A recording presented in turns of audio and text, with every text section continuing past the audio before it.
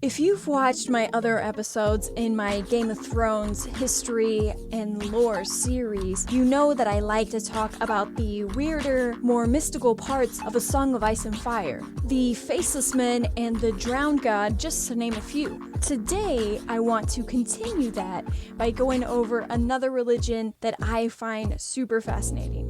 What's up, everyone? This is Jess from Games of Power, and welcome to Game of Thrones History and Lore show, where I cover some of the more interesting, in my opinion, stories of history and lore that we find on Planeteros. And today, we'll be going over the old gods of the forest. With that said, let's get into it.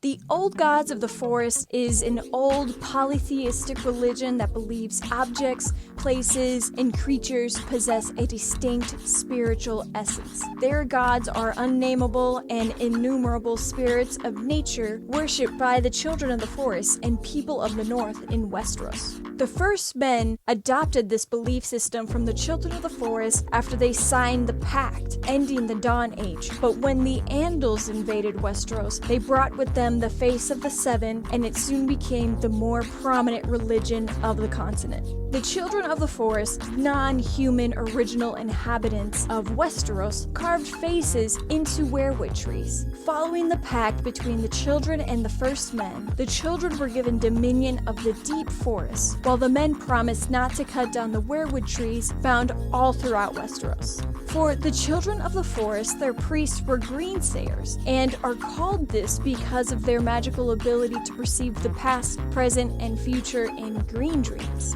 Fun fact, it's actually speculated that the first men intermingled with the children of the forest because there are a number of characters in the book that possess these powers or similar ones that the children of the forest were known to possess. Namely the Stark children with their wolf dreams, and especially Bran, who becomes the new three-eyed raven in the show. They aren't the only ones, however. Jojen from House Reed is himself a seer, and goes on a journey with his sister to escort a crippled Bran over the wall and into the northern lands in the hopes that he's able to fulfill his destiny as a seer. Now, getting back on track, the children of the forest began to decline after the war against the White Walkers. This further became the case when the Andals slaughtered the children living in the south, and afterwards cutting down the weirwood trees, believing that they were an abomination of the Faith of the Seven.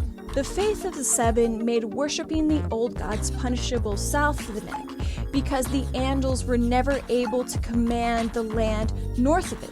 So essentially, the North held strong against the Andal invasion. The two religions were able to finally achieve a somewhat peaceful coexistence after they waged a series of wars between each other. In the Westeros that we know, there really isn't much conflict between the two religious groups. However, there is some animosity occasionally. For example, those who follow the old gods are barred from becoming knights or kingsguard because only the Faith of the Seven worshippers have a privilege to serve.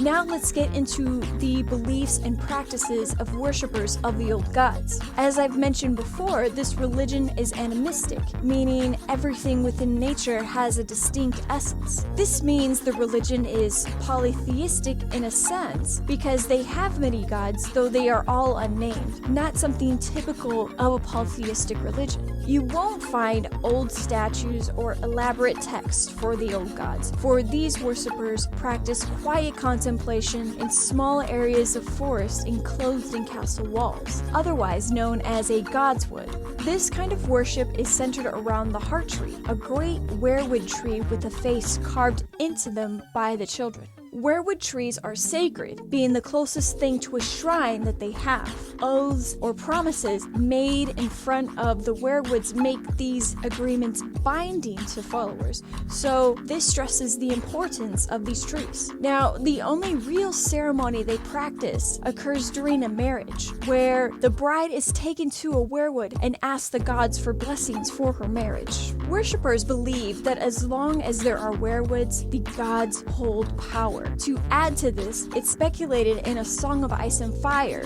that the weirwood trees hold the collective consciousness of the children of the forest. So when the children die, they join a collective consciousness, adding their experience and knowledge to the whole. Since important events and business has been conducted in front of weirwoods, it's also speculated the weirwoods can witness these events, adding them also to its memory. Some believe the children wanted to keep the weirwoods alive so the weirwoods could witness important events and add that knowledge to the collective. But for now, this is only a theory. Maybe George Martin will add to this, because I, for one, would love to know more.